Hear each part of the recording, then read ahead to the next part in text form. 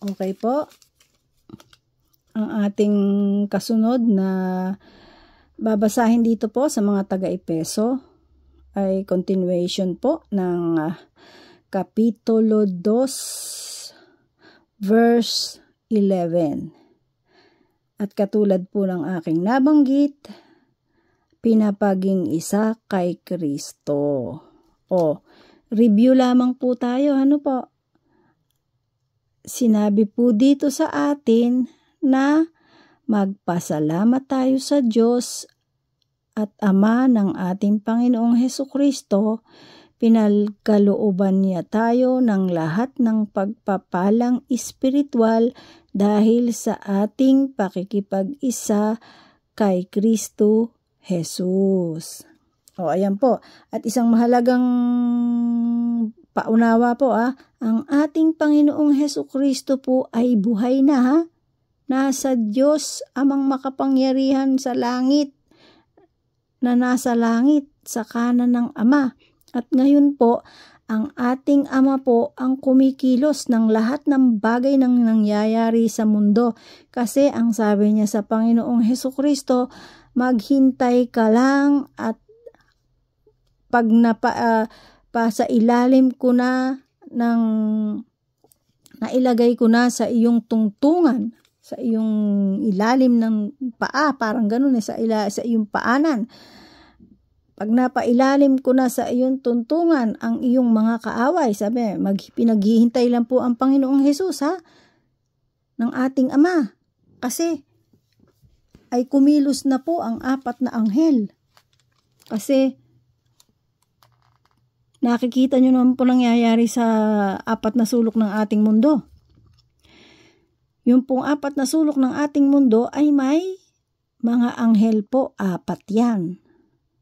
Ang isa po ay may hawak ng hangin, may hawak ng tubig, may hawak ng apoy, at may hawak ng, ano pa ba isa? 4 po kasi yun Tubig, apoy, hangin, basta po, 4 yun. Yan po, kasi, kaya po, kumilos na yan, sapagkat, nung una-una, hindi pa nangyayari yan. Pinipigil pa po yan. Ang sabi po ng anghel, kung natatandaan nyo, binasa ko dun sa Revelation, ano po? Na, ang sabi ng isang anghel, wag mo munang pinsalain ang lupa, wag mo munang pinsalain ang mga nasa lupa, ang mga puno, ang mga dagat, ang mga sapagkat hindi pa kumpleto ang natatatakan. Pag kumpleto na ang natatatakan, saka palang kikilos yung 4 na anghel. So ngayon po, natatakan na po kasi yung 144,000 kasama na po ang mga Gentiles. Yung po mga tinawag sa Gentiles na kasi po hindi lamang po kasi hindi lamang po sa bayan ng kasi po hindi lamang po sa bayan ng Israel yun may tatak Sa 4 na sulok po ng mundo ay tinatatakan ng Diyos ang mga sa Kanya. So ngayon, yung pag sinabing tinatakan na, may tatak na ng pangalan ng Diyos ang bawat sumasa Kanya, saka pa lang po kikilos yung 4 na anghel na pipinsalain ng dagat, panlupa, yun. Kaya po hindi katakataka na ang 4 na sulok ng mundo ay nakakaranas ng kung ano-ano. Dahil nananawagan ng Diyos, nagnanawagan ng Diyos, hindi para pigilin po yun. Nananawagan po ang ating Diyos sa pamamagitan ng kanyang mga tinawag, sa kanyang pamamagitan ng kanyang mga hinirang, sa pamamagitan ng kanyang mga pinadala para magbago yung magbabago. Hindi po kasi sinabi ng Diyos na kay si Hodang hindi ka magbago, ay ligtas ka. yung pong mga magbabago, magpapakumbaba, at aaminin nilang may Diyos na dakila at ipapamuhay nila, magbabagong buhay sila. Kaya po hanggat nangyayari yung mga nakita niyo po yung mga pinsalang nangyayari sa buong mundo. Nangyayari po yan kasi dire-diretso po yan. Kasi nakatakda na yan ng Diyos. Nasa Biblia na yan nakasulat na. Kaya lang kahit ganun, patuloy na nananawagan pa rin ang mga ginagamit ng Diyos para marami ang magbago at maligtas. Kasi po, yung iba talagang ayaw pang maniwala. Narinig nyo naman, kaya ko po inuna yung mga nasa Isayas para patunayan sa inyo na tunay at buhay ang salita ng Diyos. Nakita nyo naman po, ang sinasabi po doon, narinig nyo na dati pero hindi nyo ginawa at hindi kayo naniwala. Oh, di po ba? Maliwanag po yon. Sige po, pag po hindi nyo natatandaan, ulit-ulitin nyo lang po yung ating audio video sa Isaya, yung usapan natin sa Isayas. Kaya po, yan po, ay pinapaalala ko na po sa inyo. Di lamang po tayo pong nakakarinig, napaka-blessed natin kasi nalalaman natin. So, ibig sabihin, tinawag tayo ng Diyos, pinagpala tayo ng Diyos kasi tayo'y nakikinig at binibigyan niya tayo ng tsansa para tayo ay maligtas. Yun po yun. Kaya, tayo naman, na binibigyan niya ng tsansa, kinaawaan niya, tayo rin naman ay magbibigay ng tsansa dun sa iba na ibahagi rin sa kanila yung ating mga naririnig para naman po sila ay makapagbago, makapag-isip dahil kung tutuusin po, nasa mundo na po lahat ng katunayan, ng sign na ibinigay ng ating Panginoong Hesus. Katulad po ng sinabi ko, isa na lang yung pag bumagsak yung mga pag hindi nagbigay ng liwanag ang araw, ang buwan, naglaglagan ng bituin, yun. Yun po, kasi yun po ang araw ng pagdating ng Panginoong Hesus kasi makikita ng sangkalupaan ng liwanag na magmumula sa kalangitan sa pagdating ng Panginoong Hesus. Kaya po, tayo na po. Ito po, pinapaging isa kay Kristo ang ating pong babasahin. Kaya po muli, O Diyos Ama sa langit, maraming salamat. Salamat po, maraming salamat sa kaarunungan at kaalamang pinagkakaloob mo sa amin.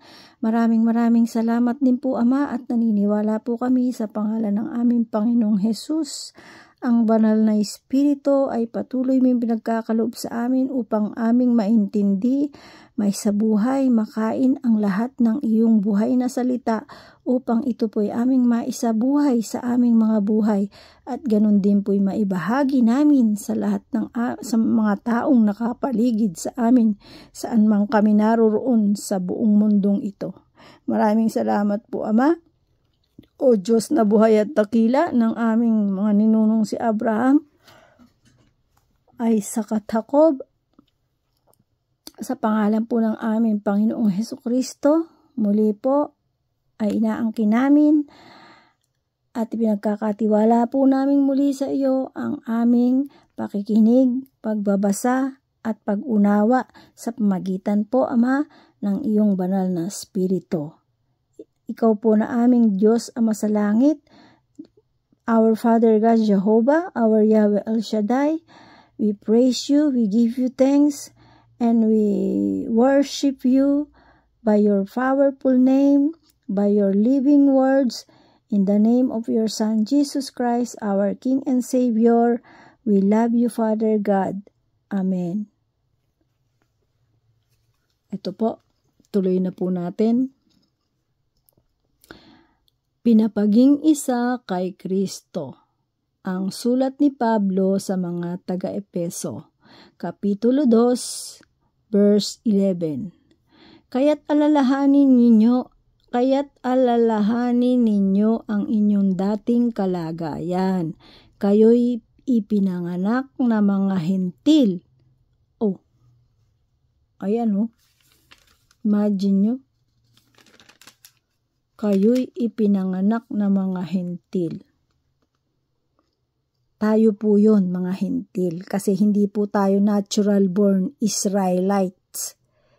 Pag hindi po tayo natural born Israelites, Israel, tayo po ay Gentiles.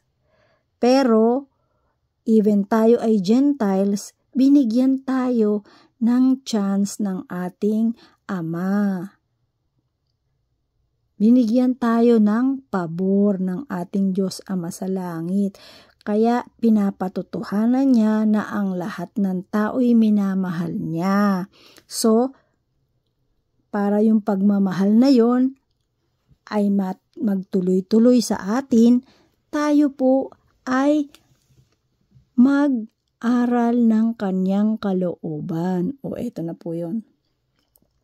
Kaya't alalahanin ninyo ang inyong mga dating kalagayan. Kayo'y ipinanganak na ang mga hentil at tinatawag na di tuli ng mga Hudyo. Ang mga Hudyo ay tinatawag na tuli ayon sa ginawa nila sa kanilang katawan. Ito po kasing di tuli at tuli. Kung literal po ito kasi pag kay Moses, pag literally speaking po ito po yung, di po ba sa ating mga Pilipino, ang mga kalalakihan tinutuli, sinicircumcise. Yun po literally po yun. Pero, pag spiritually speaking po ito pong mga hindi tuli, itong hindi tuli, ito po yung mga hindi pa nakakatanggap ng Espiritu ng Diyos, hindi pa sumusunod sa Diyos, nasa kasalanan pa, yun po yun. Kaya't alalahanin ninyo ang inyong kalagayan, kayo'y ipinanganak na mga hentil at tinatawag na di tuli ng mga Hudyo. Ang mga Hudyo ay tinatawag na tuli ayon sa ginawa nila sa kanilang katawan. Yun naman pong tuli, pag halimbawa, kasi po yung pagtuli na sa pag-spiritually speaking po, ito po yung nagbago ka na. Talinhaga po, parable ba tawag doon? Talinhaga. Ito po yung ka na, yung born again ka na. Yung ibig sabihin, yung spiritually alive ka na. Yun po yung tuli. Wala ka na sa kasalanan. Ganun po. Pag po kasi di pa tuli, ito po yung, kumbaga, nasa kasalanan ka pa eh. Under ka pa ng mga kasalanan, wala ka pang alam sa kalooban ng Diyos, so hindi pa tuli. Pero ang tuli, yun na yung nakakaalam ng kalooban ng Diyos, ng yung mga sumusunod sa Diyos, yun po yun. Pag po sa spiritual speaking, Kaya po, ayon po dito, ang mga Hudyo ay tinatawag na tuli ayon sa ginagawa nila sa kanilang katawan. Ito po naman nung una, sa mga Hudyo naman, tinutuli po kasi sila ng kung di po ako nagkakamali, if I'm not mistaken, pang 8 araw po yata. Pag pinanganak, kasi po si Jesus Christ yata nung pang 8 araw tinuli ang Panginoong Hesus pang 8 o pang 7. Yung nagkatawan tao po siya, di po ba? Kasi nilukuban si Virgin Mary ng banal na Espiritu ng Diyos. So, nilukuban si Virgin Mary ng banal na Espiritu ng Diyos, so siya ay nagbuntis, di ba? At paglabas naman nun ang Panginoong Hesukristo as tao, bilang tao ha. Kasi nga, kaya nga sinabing ang Panginoong Hesukristo ay anak ng Diyos na nagkatawang tao.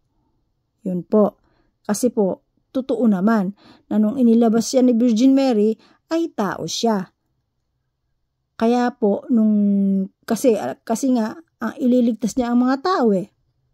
So, kailangan niya yung ipakita bilang tao na ang mga ililigtas niya kasi ay tao. So, yung sakripisyo niya sa pagiging tao.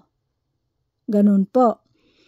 Kaya, nung pang-8 araw, pang-7 o pang-8, kung di ako nagkakamali, nandun po sa dalawang yon na pinatuli ang Panginoong Hesus ni Virgin Mary at saka ni Saint Joseph, yung kanyang foster father. Dahil nga, yun po ang utos. Kasi hindi pa pinapanganak ang Panginoong Hesukristo, dumarating na yung mga gagawin ni Virgin Mary at ni Saint Joseph. Kasi nga, si Kristo nga, si Jesus Christ nga po, ay anak ng Diyos. So, kung ano yung gagawin ng Panginoong Hesukristo, binibigay kay Virgin Mary at kay Saint Joseph para gagawin nila. Kasi sila lang dalawa noong time na yung nakakaalam na ang Panginoong Hesukristo ay mula sa Diyos. At yun yung hinihintay na Mesaya. Sila pa lamang pong dalawa yun ang nakakaalam. At saka yung mother po yata tama.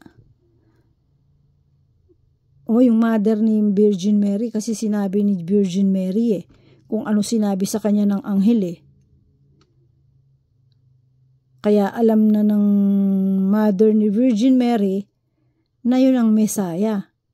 Kasi nga, sinabi ni Virgin Mary kasi nagising yung mother niya na sino kausap mo. Tapos sabi ni Virgin Mary sa nanay niya yung anghel ng Diyos.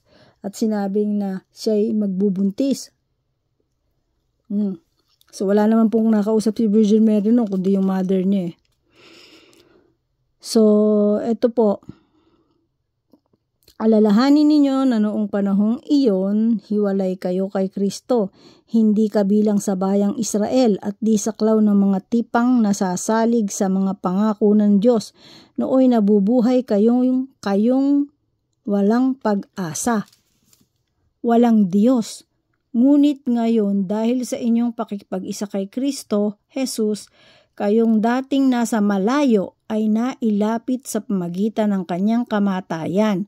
Pinagkasundo niya tayo, kaming mga Hudyo at kayong mga Hentil, ay kanyang pinag-isa sa pamagitan ng kanyang katawan.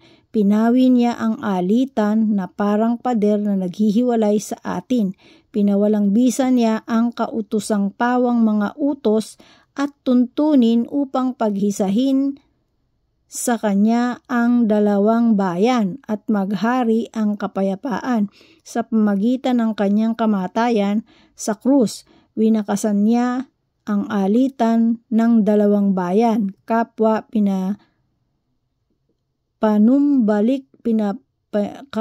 pinapanumbalik sa Diyos at pinagbuklod sa iisang katawan. Naparito si Kristo at ipinangaral sa lahat ang mabuting balita ng kapayapaan sa inyong mga Hentil na malayo sa Diyos at sa mga Hudyo na malapit sa Kanya. Dahil kay Kristo, tayo'y kapwa makalalapit sa Ama sa pamagitan ng Espiritu. Ayan po, maliwanag. Naparito si Kristo at ipinangaral sa atin ang mabuting balita ng kapayapaan sa inyong mga Hentil na malayo sa Diyos at sa Hudyo na malapit sa Kanya. Dahil kay Kristo tayo'y kapwa makalalapit sa Ama sa pamagitan ng Espiritu. Kaya po sinasabing sambahin ninyo ang ating Diyos sa Espiritu at katotohanan Yun po ang sinabi Hindi po natin siya sasambahin sa kung ano-anong rebulto at estatwa. Ano po? Sambahin natin ang Diyos, manalangin tayo sa Espiritu at katotohanan. When we say katotohanan, ito po yun, yung binabasa ko at yung pinakikinggan natin. At ang Espiritu po, ang ibig sabihin, tayo ay magdasal sa ating isip, puso at buong kaluluwa. Yun po ang kombinasyon ng ating pakikipag-isa. Pagdadasal sa Espiritu, kailangan natin concentrate ang ating puso, isipan at buong kaluluwa. Lumuhod tayo, dumapa tayo, saan man tayo naroroon, basta taimtim at walang nakakaalam, walang nakakakita sa ating pananalangin at talagang sincere ang ating puso at ang ating Diyos po ay nakikinig. Kaya po, tayo po, kung tayo po, kahit po saan, hindi po sinasabing manalangin ka sa sinabi po na manalangin tayo, pumasok tayo sa loob ng kwarto natin para tayo lumuhod. Pero po, sa Panginoong Hesus, nung Bagong Testament ay meron na po na na binabanggit na ang pananalangin po natin ay, kasi sinasabi nga ang mata ng Diyos ay nasa lahat ng dako. Kaya ang pananalangin natin ay kahit saan tayo naroroon, basta talagang sincere at bukal sa puso natin na tayo ay makipag-usap sa Diyos, nakikinig po ang ating Diyos. At ang lahat po ng ating pananalangin ay tataas natin sa pangalan ng ating Panginoong Hesus. Yun po ang katotohanan. Kaya po eto, pinawalang bisa niya ang kautosang pawang mga utos at tuntunin upang pag-isahin sa kanyang dalawang bayan at maghari ang kapayapaan sa pagitan ng kanyang kamatayan sa krus. Winakasan niya ang alitan sa dalawang bayan, kapwa pinanumbalik sa Diyos at pinagbuklod sa iisang katawan na parito si Kristo at ipinangaral sa lahat ang mabuting balita ng kapayapaan sa inyong mga hentil na malayo sa Diyos at sa mga Hudyo na malapit sa Kanya. Dahil kay Kristo, tayo'y kapwa makalalapit sa Ama sa pamagitan ng Espiritu. Sa makatwid, hindi na kayo dayuhan o taga-ibang bansa, kundi kababayan ng mga hinirang ng Diyos at kabilang sa Kanyang sambahayan. Kayo'y itinayo rin sa saligang ng mga apostol at mga propeta na ang batong panulukan ay si Kristo Jesus at sa pamagitan niya magkakaugnay-ugnay ang bawat bahagi ng gusali at nagiging isang templong banal. Dahil din sa inyong pakikipag-isa sa Kanya, kayo may kasama nilang naging bahagi ng tahanan ng Diyos sa pamagitan ng Espiritu. Bakit po dalawang bayan ang nabanggit dito? Kung alam niyo po, yung si Abraham, hindi po ba, kung alam niyo po yung kwento ni Abraham, ang tao ng Diyos na kanyang hinirang, di po ba ang pangako niya kay Abraham ay magkakaanak si Abraham bibigyan si Abraham ng isang anak, pero binigyan siya nung matanda na siya, di ba? Si Isaac po yon. Na sabi ng Diyos ay magiging kasing dami ng buhangin at ng bituin sa langit. Parang buhangin sa dami at parang ng bituin sa langit. Sabi pong gano'n, ano? Ngayon, di po ba matagal dumating yung si Isaac? Sabi nga ni Sarah, matanda na siya, ganyan. So parang ang sa nila, pero si Abraham, nananalig pa rin, naniniwala siya, sinasabi ng Diyos Ama sa langit. Si Sarah lang kasi, matanda na nga daw siya, sabi niya. Kaya ang ginawa ng Sarah, yung asawa ni Abraham, si Abraham po ay, may tawag dyan, katulong. may alipin. Yung si Hagar. Si Hagar po, yung asawa, yung ginawa ni Sarah, pinasiping po sa kay Abraham si Hagar para mabigyan ng anak. Pero sinabi sa kanila ng Diyos kasi na bibigyan sila ng anak. Pero si Sarah kasi nga, dahil nag-aalala siya, dahil matanda na siya panganganak pa ba siya, ganyan. Parang medyo kumbaga hindi full, hindi solid. Yung kasi napangiti nga siya nung sinabi nung anghel na magkakaanak ka sa pagbabalik namin Pero akala ni Sarah hindi alam nung anghel nang ngumiti siya. Excuse me. Pero po napangiti nga si dahil nga sa sabi niya matanda na siya para pa siya manganganak. Kaya po ang nangyari, pinasipingan ni Sarah yung alipin niya kaya nga ang naging anak ni Hagar kay nagkaroon si Abraham ng anak kay Hagar dun sa alipin ni Sarah na ang pangalan niya ay si Ismael. Si Ismael nga. Si Ismael nga ba? Teka lang po, titingnan ko nga sa Genesis po. Sa Genesis po yun Si Ismael yun Ngayon si Ismael po yun ang alam ko talaga. Pasensya na po Ayun, si Agar at si Ismael. Ayun, hindi magkaanak si Sarai sa asawa ni Abraham. Hindi magkaanak si Sarai na asawa ni Abraham, kaya naalala niyang si Agar ang alipin niyang babaeng taga-Ehipto. Sinabi niya, Abraham, yamang pinagkaatan ako ni Yahweh ng anak, ang alipin ko, ang sipingan mo. Baka sakaling magkaanak siya para sa akin. At ipinabaya nga ni Sarai ang kanyang asawa sa kanyang asawa si Agar. 10 taon na si Abram na naninirahan sa Canaan nang ito'y nangyari. Yan praise God. Tingnan niyo po, ilang buklat ko lang, 2 buklat ko lang, pinakita na agad sa akin ng Diyos. Ng ating banal na espiritong padala ng Diyos. Ayan, tama-tama. Nakita niyo po, si Ismael nga. Yun, kaya po naging 2 bayan. Kasi po, yung anak sa... Aray ko, sakit ng bato ko. yung pong anak sa parang ganito anak sa labas tsaka anak sa loob. Parang ganun po Ang anak sa loob si Isaac. Ang anak sa labas yung si Ismael. Dahil nga doon sa alipin. Kaya po ang naging panganay nga si Ismael yung anak ni Agar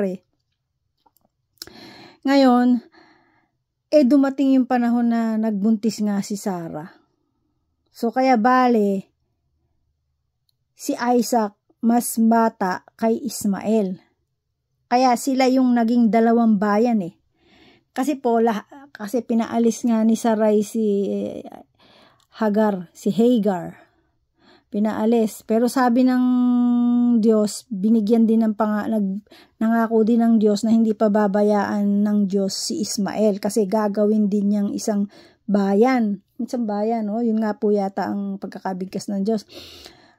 Na lalaki din. Kumbaga lalaki. Lalawak din. Kasi po, sa madalit salita, ang buong sangkatauhan po ay angkan talaga yan ni Abraham. Pero sa 2 babae, si Hagar at saka si Sarah. Pero ang talagang nakatakda na pinangako ng Diyos kay Abraham ay yung anak niya kay Sarah. Yun po yun. Yun yung bayan na kanyang minahal na sinasabi. Kaso nga, yung bayan na yon ay maraming ulit ding nagtigas ng ulo sa Diyos kaya pinabayaan ng Diyos na sakupin ng kung ano-ano, lusubin ng kung ano-ano. Dahil nga nagtitigas ng ulo Kaya nga sinabi ng ating Diyos na makapangyarihan sa lahat na kaya niyang gumawa ng panibagong bayan. Yun po yun. Kaya nga tayong mga hintil ay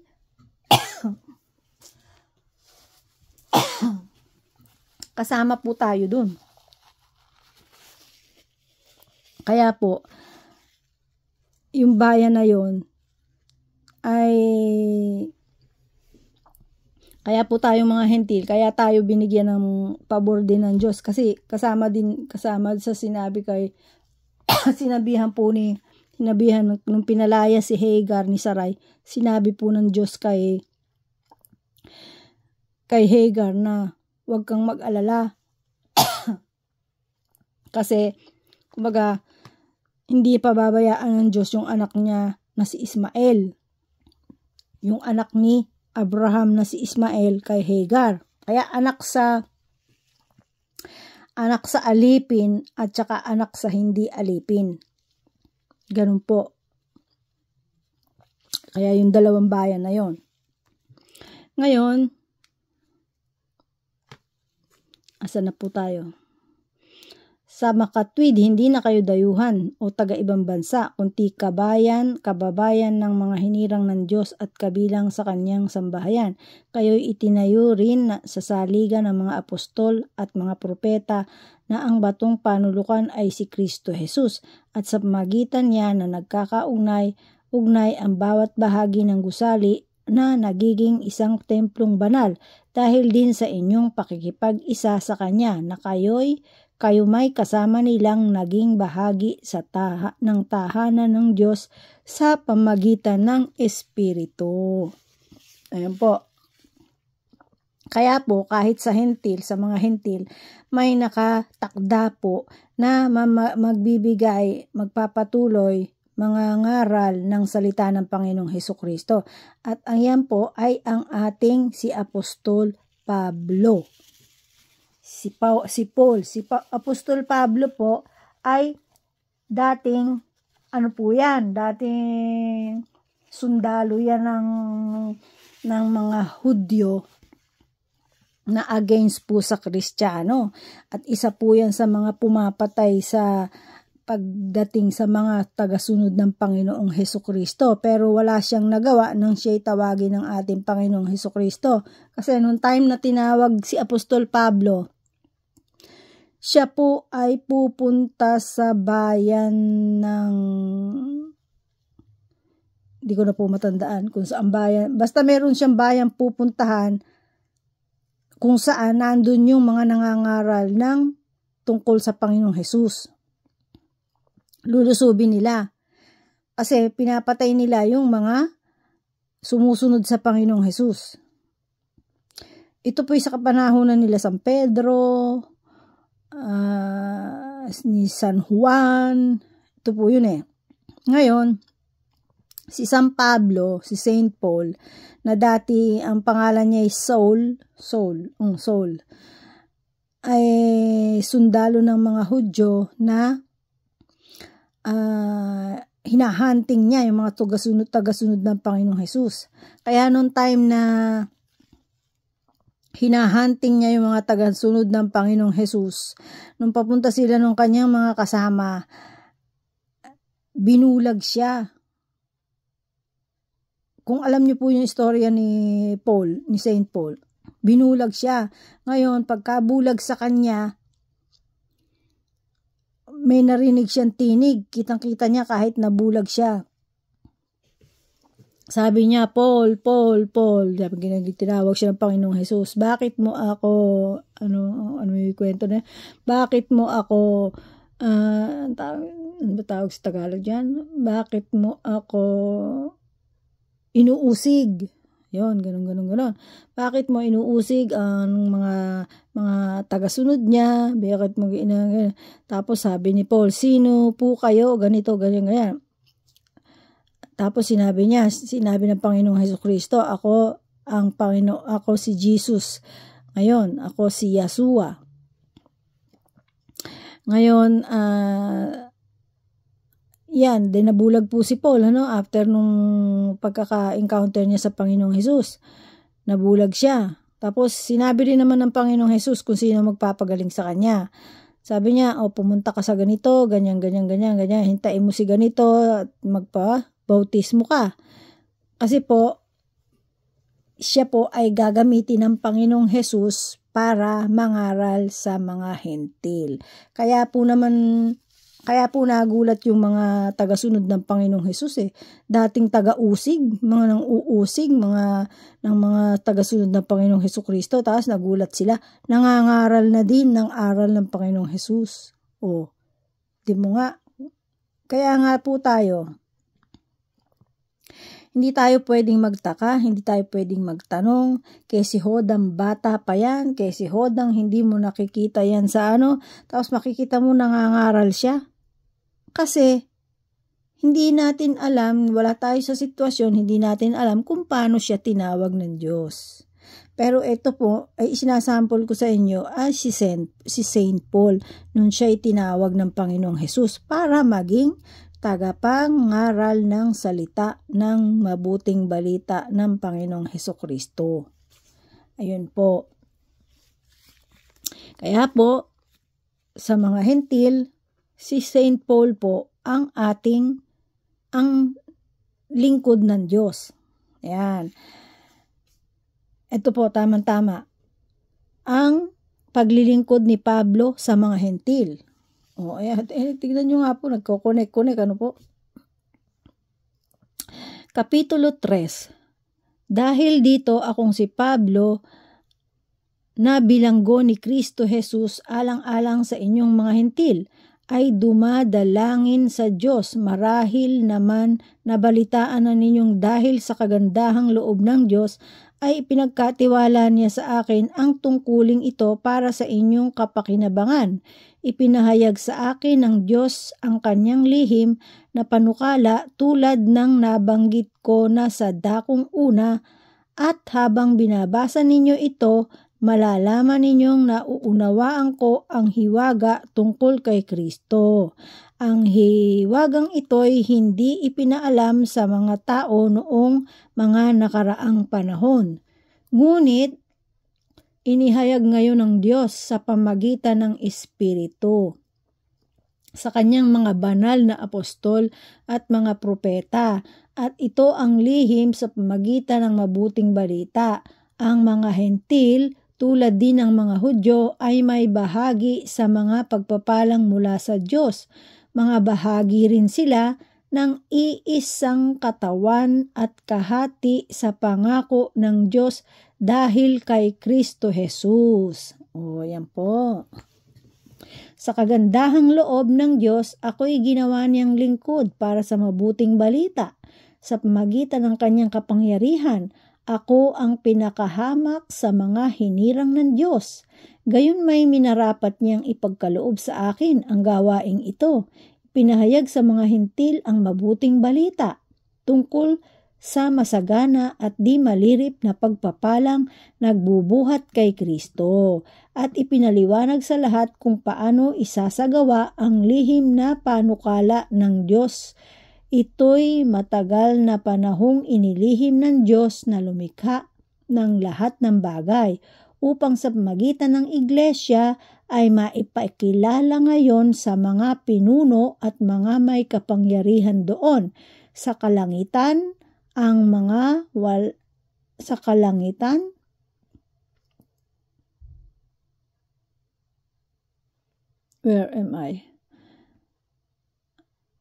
at ipaliwanag sa lahat ng kung paano isasagawa ang lihim na panukala ng Diyos. Ito'y matagal na panahong inilihim ng Diyos na lumikha ng lahat ng bagay upang sa pamagitan ng iglesia ay maipakilala ngayon sa mga pinuno at mga may kapangyarihan doon sa kalangitan ang walang hanggang karunungan ng Diyos na nahahayag sa iba't ibang paraan. Alinsunod ito sa walang hanggang panukala na katuparan niya kay Kristo Jesus na ating Panginoon dahil sa atin pagkipag-isa at pananalig sa Kanya. Makalalapit tayo sa Diyos ng panatag ang loob. Kaya't hinihiling ko sa inyo na huwag kayong masisiraan ng loob dahil sa kahirapang tinitiis ko alang-alang sa inyo, yamang ito'y kabutihan ninyo. O ayan po, maliwanag. Maliwanag as crystal clear ang mga bagay na sinasabi ni Apostol Pablo, na siya ang lingkod na ipinadala para sa mga hentil. Yan. At alinsunod ito sa walang hanggang panukala na isinakatuparan niya kay Kristo Jesus na ating Panginoon dahil sa ating pakikipag-isa at pananalig sa Kanya. Makalalapit tayo sa Diyos ng panatag ang loob. O ayan po, tatandaan nyo, Jesus Christ, our Lord and Savior, is our way of truth and life. Siya po ang daan ng katotohanan ng buhay. Jesus is the way of truth and the life of life. Yan. Ang ating Panginoong Jesus po ang daan patungo sa katotohanan ng buhay. Yan, at buhay. So, ibig sabihin, kaya po sinabi ng Panginoong Hesus na walang makalalapit sa Ama nang hindi sa pamamagitan niya. Bakit niya sinabi yun? Kasi po dahil nga ang ating Panginoong Hesus ang nagbuwis ng kanyang buhay para tayo matubos. Kaya kung ang isang tao ay makasalanan, makalalapit siya sa Diyos anytime sa pamamagitan ng Panginoong Hesukristo. Tanggapin niya ang Panginoong Hesukristo, magsisi siya at itaas niya sa Diyos ang paghingi niya ng pagsisisi na bigyan siya ng muli ng bagong buhay sa pamagitan ng ating Panginoong Hesukristo. Kaya po wala tayong dapat ipag-alala kung tayo'y tunay na nagsisisi at itataas natin ang ating paghingi ng tawad at pagpapakumbaba in the name of our Jesus Christ, the powerful name of our Lord and Savior Jesus Christ. Ayan po. O ito po, hanggang dito tayo sa Kapitulo 3, verse 14. Ang pag-ibig ni Kristo. Ayan. Dahil dito ako'y naninikluhod sa Ama na siyang pinagtutularan ng pagkaama sa bawat sambahayan sa langit at sa lupa. Hinihiling ko ayon sa kanyang kayamanan at kadakilaan na palakasin niya ang inyong buhay espiritual sa pamagitan ng kanyang espiritu. Naway manahan si Kristo sa inyong puso sa pamagitan ng inyong pananalig sa Kanya upang sa inyong pag-uugat at pagiging matatag sa pag-ibig mauunawaan ninyo kasama ng mga hinirang kung gaano kadakila ang pag-ibig ni Kristo at naway makilala ninyo ang di matingkalang pag-ibig na ito upang mapuspos kayo ng kapuspusan ng Diyos. Ayun. Napakaliwanag. Sa Diyos na ang makakagawa ng higit kaysa lahat ng maaari nating hilingin at isipin sa pamagitan ng kanyang kapangyarihan naghahari sa atin. Sumakanya ang kapurihan sa pamagitan ng Iglesia at ni Kristo Jesus magpakailanman. Amen. O ayan.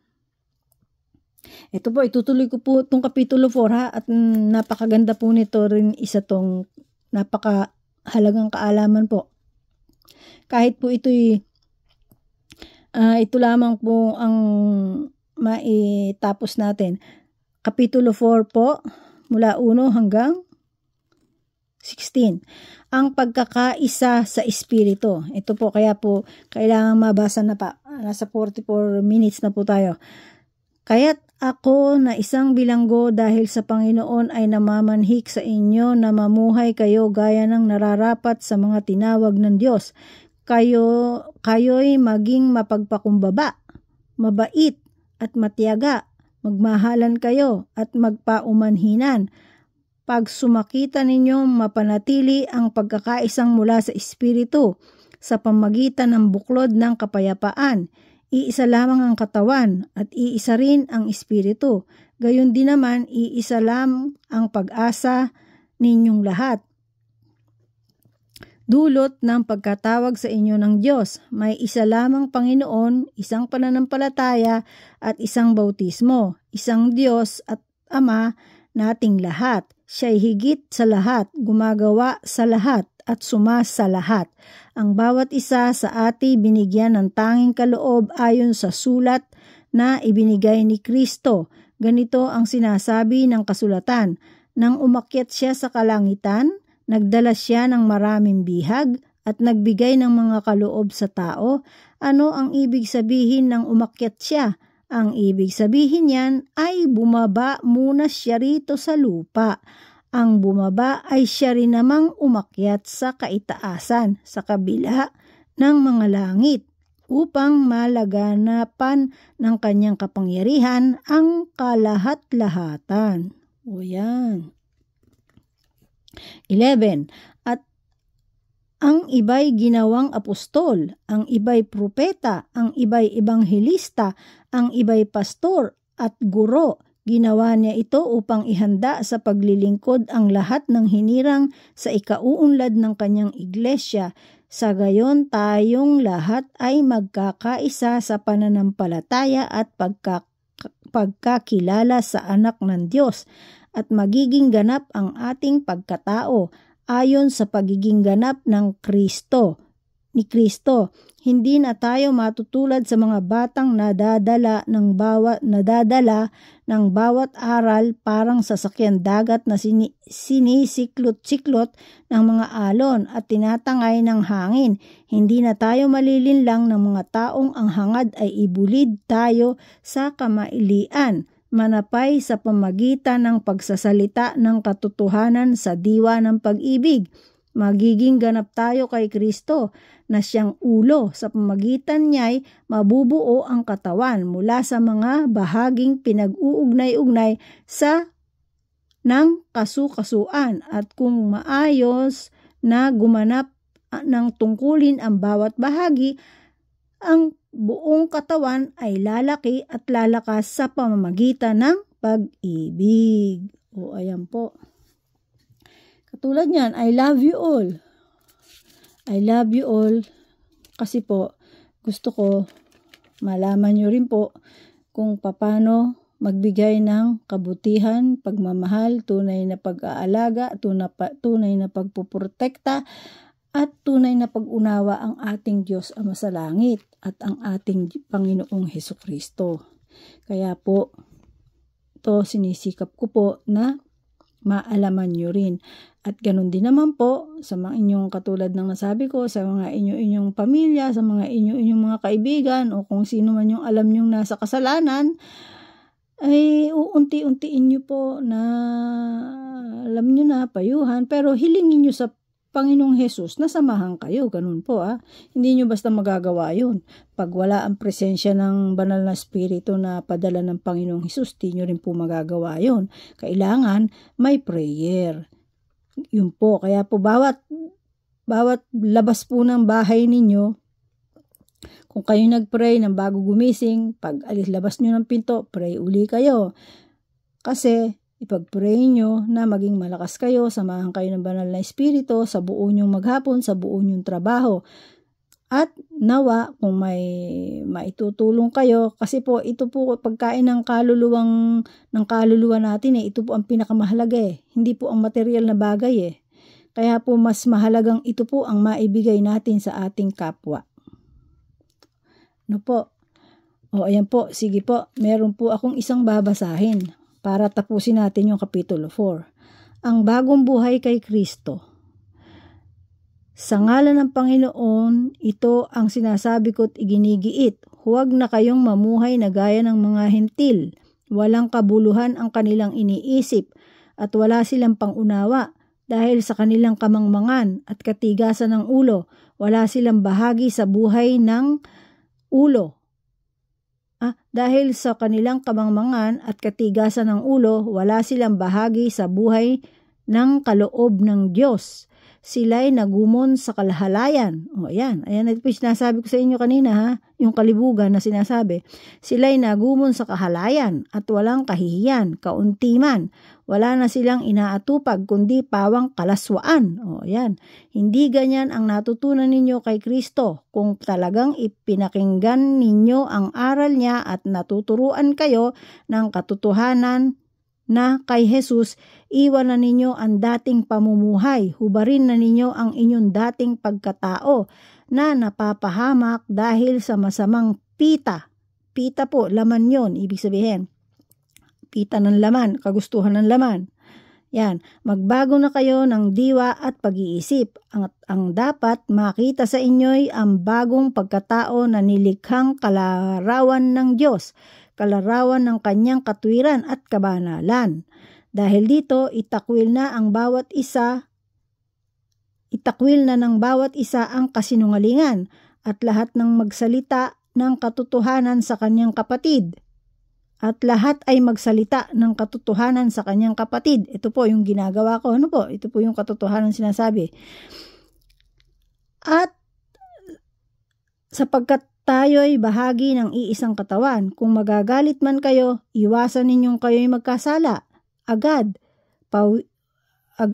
ninyong pawiin sa kalooban ang galit. Huwag ninyong bigyan ng pagkakataon ang dyablo. Ang magnanakaw ay huwag nang magnakaw. Sa halip magtrabaho siya at gamitin ang kanyang kamay sa anumang gawaing marangal upang may maitulong sa mga nangangailangan. Huwag kayong gumamit ng masamang pananalita. Sikapin lagi na ang pangungusap ninyo yaong makabubuti at angkop sa pagkakataon upang pakinabangan ng makaririnig.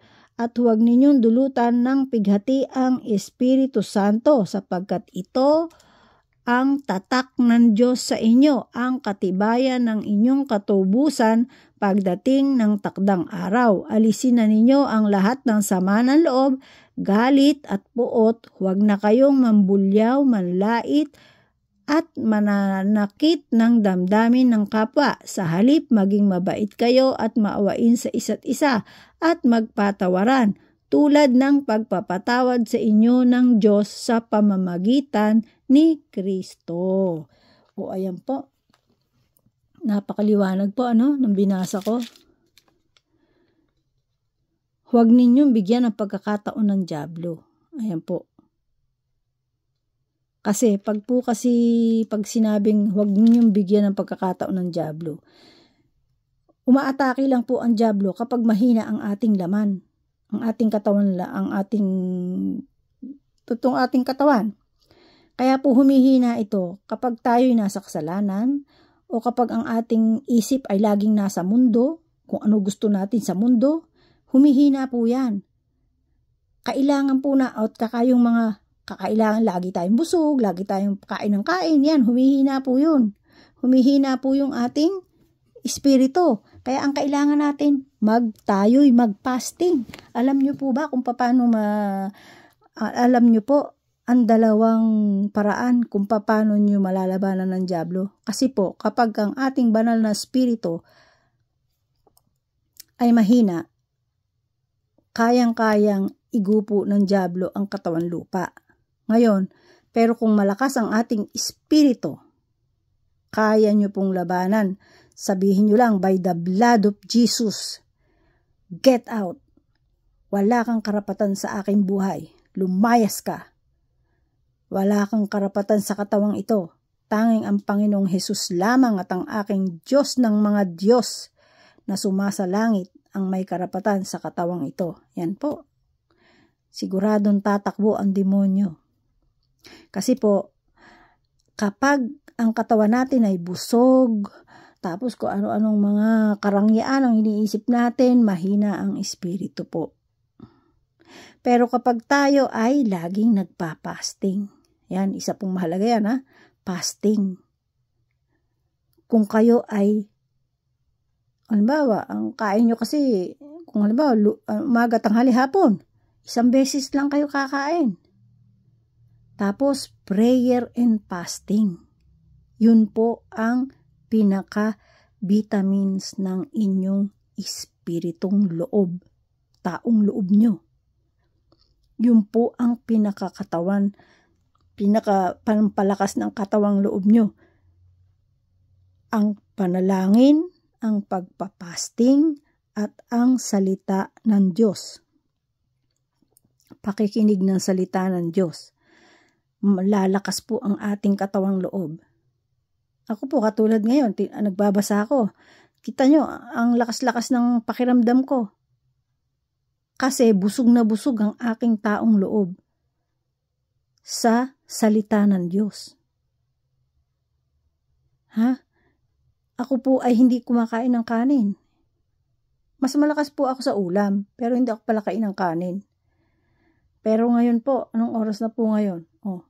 Alas 5 na po yata, alas 6 na. Ang kinakain ko pa lang po, 2 pirasong tinapay. Kasi po, kapag po malakas ang ating katawang loob, ang ating taong loob, malapit po sa atin ang banal na Espiritu ng Diyos.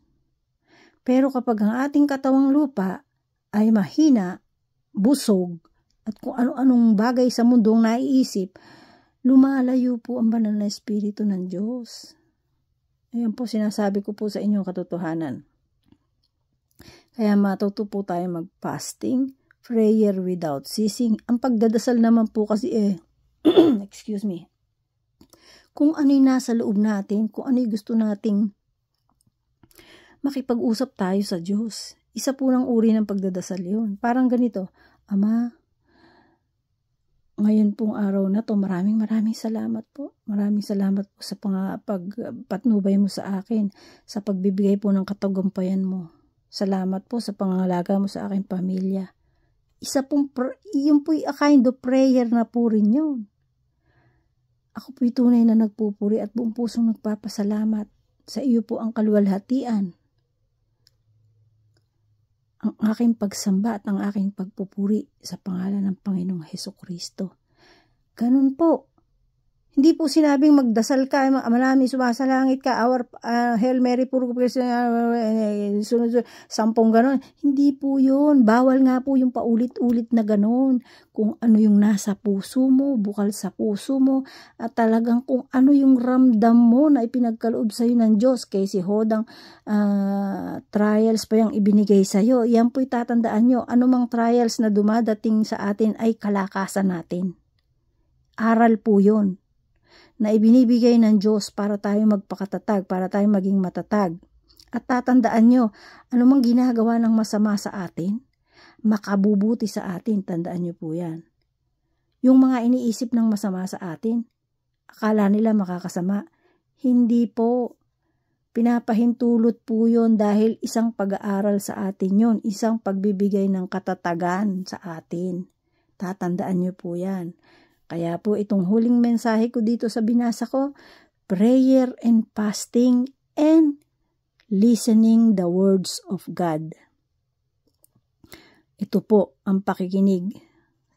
Kaya po ako'y nagbabasa sa inyo para po kahit saan maririnig nyo po itong binabasa ko na usapan natin kung saan ang usapan po natin ngayon ay ang Epeso na ang nagsalita po dito at nagpaliwanag sa ang Panginoong Hesukristo natin sa pamagitan ni San Pablo.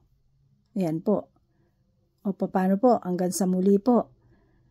Nakarami po tayo ngayon. Natapos po natin yung Epeso 1 hanggang 4. O sa susunod po kung loloobin ng Diyos na ito i-continuous ko itong Epeso, kung ito po ang maipa-continuous natin sa susunod, nasa 5 na po tayo, Kapitulo 5. Nakarami po tayo ngayon.